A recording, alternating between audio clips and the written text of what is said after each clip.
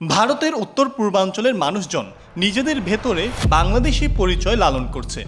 ভবিষ্যতে কোনো যুদ্ধ পরিস্থিতি তৈরি হলে তারা ভারতের পক্ষে নয়, বরং বাংলাদেশের পাশে দাঁড়াতে পারেন। সম্প্রতি আসামের মুখ্যমন্ত্রী হিমন্ত বিশ্ব শর্মা শিলিগুড়ি করিডোর সফর শেষ করে নতুন এই উদ্বেগ প্রকাশ করেছেন। স্থানীয় এই সফর শেষ করে তিনি দাবি করেন, করিডোর এলাকায় দেয়ালে বাংলাদেশি পন্থীদের স্লোগানও দেখা গেছে। ফলে এক সংবেদনশীল করিডোরকে ঘিরে হঠাৎই তৈরি হয়েছে রাজনৈতিক উত্তেজনা ও কৌশলগত শঙ্কা। শিলিগুড়ি করিডোর বা চিকেন নেক মানচিত্রে হয়তো মাত্র 22 কিলোমিটার প্রশস্ত, কিন্তু বাস্তবে এই সরু ফিতেটি ভারতের উত্তর পূর্বাঞ্চলের 7টি রাজ্যের সঙ্গে মূল ভূখণ্ডের একমাত্র যোগসূত্র। করিডোরের পূর্ব দিকে বাংলাদেশ, পশ্চিমে নেপাল, উত্তরে ভুটান আর দক্ষিণে বিস্তৃত দার্জিলিং পাহাড়। এই ভৌগোলিক বাস্তবতার কারণে এটি দীর্ঘদিন ধরে ভারতের জন্য একটি লাইফ লাইন হিসেবে বিবেচিত।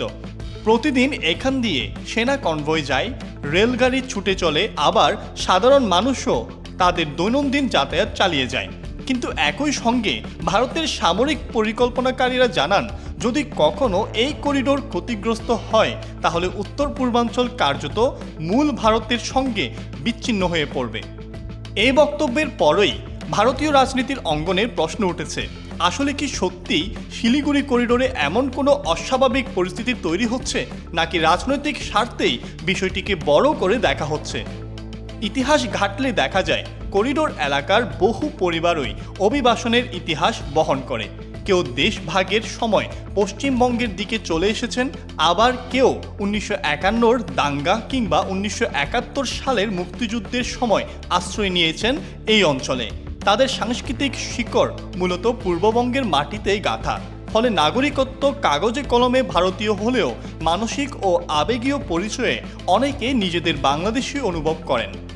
ভারতীয় শাসক গোষ্ঠীর কাছে এই জনগোষ্ঠী কখনো পুরোপুরি আস্থাভাজন হয়ে উঠতে পারেনি।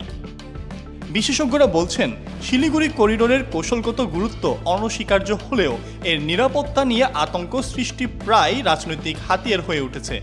প্রতিবেশী বাংলাদেশের সঙ্গে সম্পর্ককে ঘিরে নানা সময়ে সন্দেহ উস্কে দেওয়া হয়, যদিও বাংলাদেশ সরকার কখনো প্রকাশ্যে এই করিডোর নিয়ে কোনো কৌশল বা দাবি জানায়নি। সামরিক ও পররাষ্ট্রনীতির নথিপত্রেও তেমন কোনো ইঙ্গিত নেই। তবু ভারতীয় রাজনীতিতে সময়ে সময়ে এটিকে কেন্দ্র করে ভয় ছড়ানো হয়।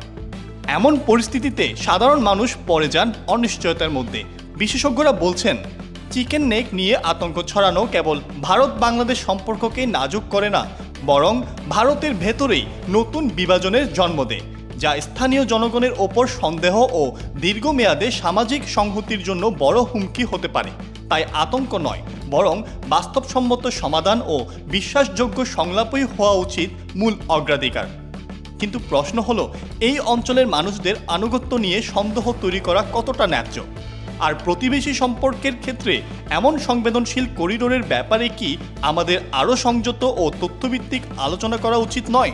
আপনার কি মতামত কমেন্ট করে আমাদের জানান, এবং ভিডিওটি ভালো লাগলে লাইক, শেয়ার, সাবস্ক্রাইব করে বেল বাটনটি চাপ দিতে ভুলবেন না। ধন্যবাদ।